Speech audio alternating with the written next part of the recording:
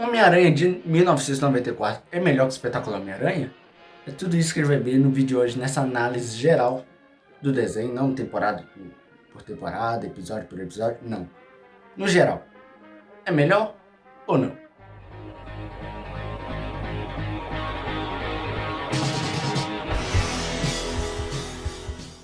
Galera, eu sou o Noturno e antes de começar aqui, porque eu acho que vai demorar um pouco esse vídeo, deixa seu like, se inscreve, ativa o sininho, bora uma 100 inscritos aí, ajuda o canal, porque estamos começando e não é muito fácil, não, é muito difícil.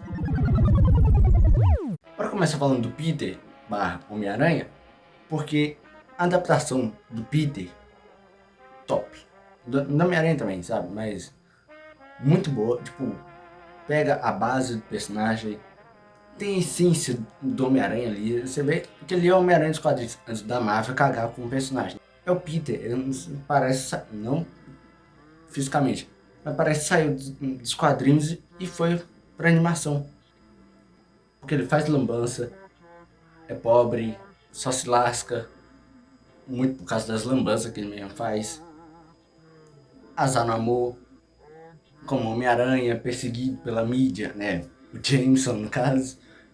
Enfim, tudo que ele faz ali provavelmente vai dar errado, né? Adaptação perfeita.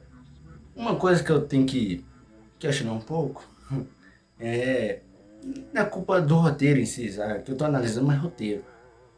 Mas animação, né? Na época eles estavam com algumas censuras que não podia dar soco. Tipo, o Homem-Aranha não podia dar um soco no Duende. Capeta. No Duende Verde, por exemplo. Então, era chute, era teia. Então, isso aí você vê que, pô, se fosse hoje em dia, aquele Homem-Aranha ali ia deitar e rolar naquele universo. Mas lá na época, não. Ele passava um monte de perrengue justamente por não poder dar soco. Ele dava soco nos tentáculos do Dr. Octopus, mesmo assim não adiantava de nada. Sabe? Meio paia. Não poder dar o soco. Ali você deixa esse Homem-Aranha fraco, entre aspas. Pô, a maior mecânica de uma luta é meter a porrada um no outro. Soco, pancada, burro. E essa animação não tinha como. A Mary Jane, ela é uma bagunça nesse universo. Porque sim, né? Ela é doida. Mas ela, ao mesmo tempo que ela é a Mary Jane, você vê que um monte de coisas dos quadrinhos da época e antes foram implementados nela. Mas algumas coisas da Gwen Stacy também tá nela, então quebra um pouco a bicicleta. Porque, por exemplo, aqui não tem a Gwen. Tipo, a Gwen aparece em outro universo lá nos últimos episódios.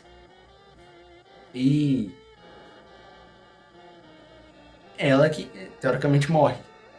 Porque ela cai no portal lá, desaparece, aí depois volta com um clone de água, né? Água mesmo. Do Hydro-Man, né? Esse Chacal, né? Que futuramente deveria se tornar o Chacal. Enfim, pegando coisa, essas duas partes que eu falei. Morte e volta como um clone. Gwen Stacy. Isso aconteceu exatamente com a Gwen Stacy. Então a Mary Jane puxou essas partes que não sei porquê, não tinha nada acontecendo do Homem-Aranha no cinema. Foi acontecer 8 anos depois. 8 anos depois. Não tinha nada acontecendo na hora, tipo, a animação do The Batman não colocou esse espantalho porque os espantalhos já estavam no Batman Begins. Essa aqui não tinha nada. Não fez muito sentido. Então, algumas, por mais que seja uma ótima adaptação do Homem-Aranha, faltou o Gwen Stacy. E aí eles pecaram. Por mais que eu prefiro 1.000.000 de vezes Mary Jane. Mas tem que ter, né? Clarinho Diário, pra mim é um grande acerto essa animação, que mostra bastante ao longo dos episódios. Tem episódio com o Jameson, episódios em sequência, que o Jameson desaparece. Cachorro maldito. Mas é ótimo, né? Poderia ter mais personagens. Mas Robbie, Jameson, tá todo mundo aí, e o Jameson nessa animação é melhor do que o Espetacular Homem-Aranha. Tipo, é que eu tenho que admitir que esse daqui transmite mais um pouco a essência do Jameson. Mas sei lá, Mas eu acho, de preferência, esse Jameson melhor do que o outro. Uma coisa que eles previram um pouco o futuro, né? Que o Jameson ele tem um programa na TV. Então, na época da animação, ainda se usava muito jornal impresso. Então, eles previram o futuro. Talvez foi daí que o CM tirou a ideia. Agora bora falar dos vilões, porque uma coisa que eu tenho que criticar é porque eles passam os mesmos vilões, às vezes, muitas vezes. Tipo, tem muito vilão bom que eles deixam de lado e focam sempre o Dr. Octopus fazendo um plano muito doido. O Duende Verde demora pacas pra aparecer, tipo, a quarta, a quinta temporada. O Duende Verde, pô. O Duende Macabro aparece antes. E aparece bastante, né? O Duende Macabro. Vai entender, né? Lagarto é de boa aparecer pouco. Mas o Kraven. Pô, o Kraven eu gostei dele, mas apareceu pouco. Homem-Aranha não teve. Isso aí dos grandes vilões do Homem-Aranha, não ter Homem-Aranha, baixou um pouco o nível, né? Tipo, o espetáculo Homem-Aranha não teve Escorpião e Carnificina. E esse daqui não teve Homem-Aranha. Aí baixa para as duas animações. Complicado. O Rei do Crime é basicamente. Dá pra considerar que desse universo o Rei do Crime é o maior vilão do Homem-Aranha. Porque o cara tem tudo, tá envolvido com tudo. Aí também fica meio complicado, né? Você não vê as coisas soltas ali, sabe?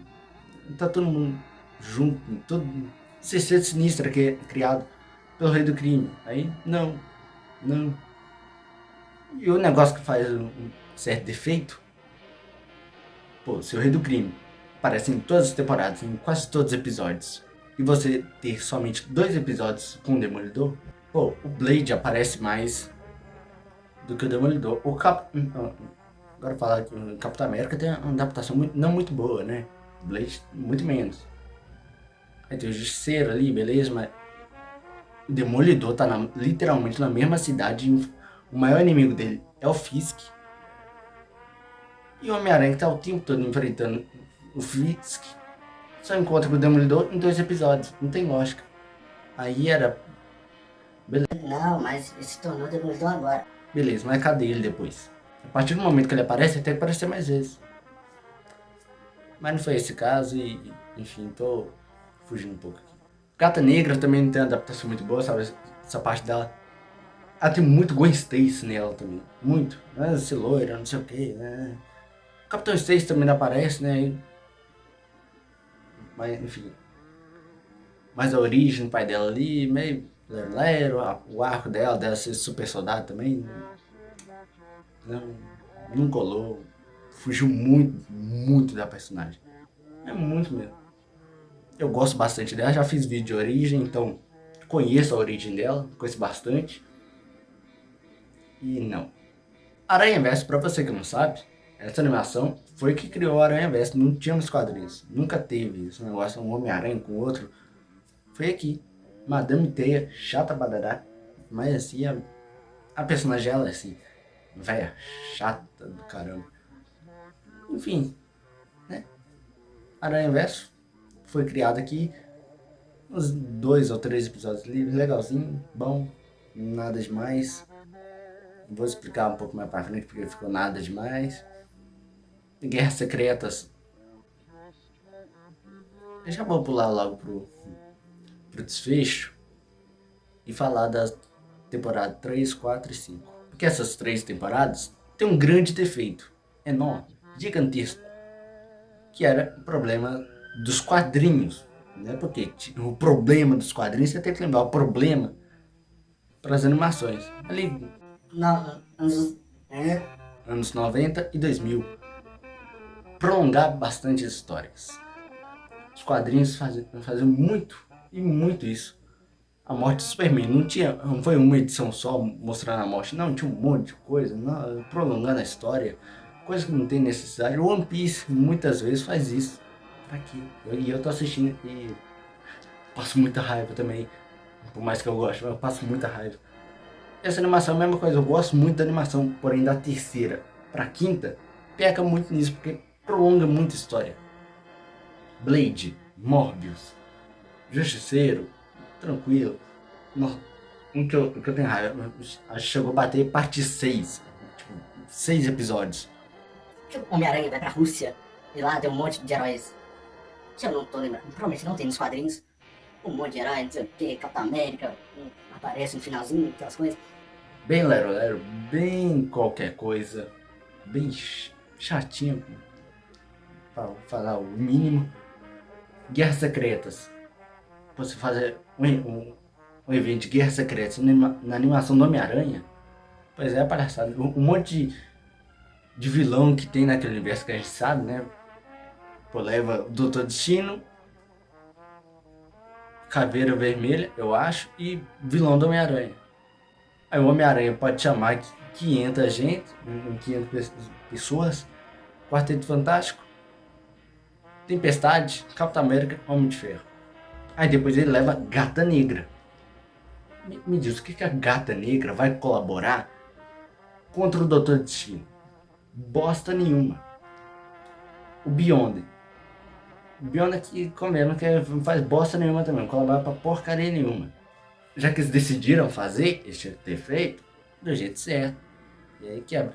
E outra coisa que, assim, não falei, mas essa animação fez revolucionária, e que ao mesmo tempo ela cagou na própria revolução dela, é que nos quadrinhos Homem-Aranha ganha o simbionte nesse evento de Guerras Secretas. Ele vai para aquele planeta, lá tem o simbionte, ele ganha, volta para a Terra, depois acontece todo o arco do Venom, Barca, Carnificina e por aí vai. E essa animação mudou. Fez o simbionte vir para a Terra, no asteroide, cai, chega no Homem-Aranha, e daí pra frente a gente conhece, né, o filme do Tobey, do Espetacular Homem-Aranha, e por aí vai. Porém, não entendi bosta nenhuma, porque chegou lá pra última temporada e eles decidem fazer o evento de Guerras Secretas.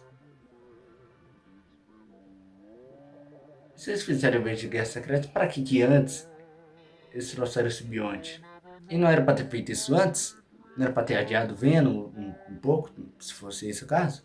Não sei, muita coisa não fez sentido nessa reta final de série, mas é isso. Então acho que eu consegui falar tudo. Comenta aqui embaixo a sua opinião. Se fosse pra dar nota, 8. Porque isso, teve muita coisa ali que começou a me incomodar mesmo. Tipo de eu estar assistindo e falando, pô, esse vilão de novo, isso de novo, sabe? Poderia ter sido muito melhor. Não muito melhor, mas tá aqui, poderia estar aqui. Eu do futuro voltando aqui, né? Tipo, do futuro assim, acabei de gravar, lembrei. Não respondi se é melhor ou não que o Espetacular Homem-Aranha. Pra mim, e eu assisti o Espetacular Homem-Aranha completo. Não é melhor. Então, é complicado, né? É isso. Até a próxima. Tchau. E aí, gostou do vídeo? Assiste o vídeo que tá aparecendo aqui e se inscreve aqui no canal. Então, é isso. Muito obrigado.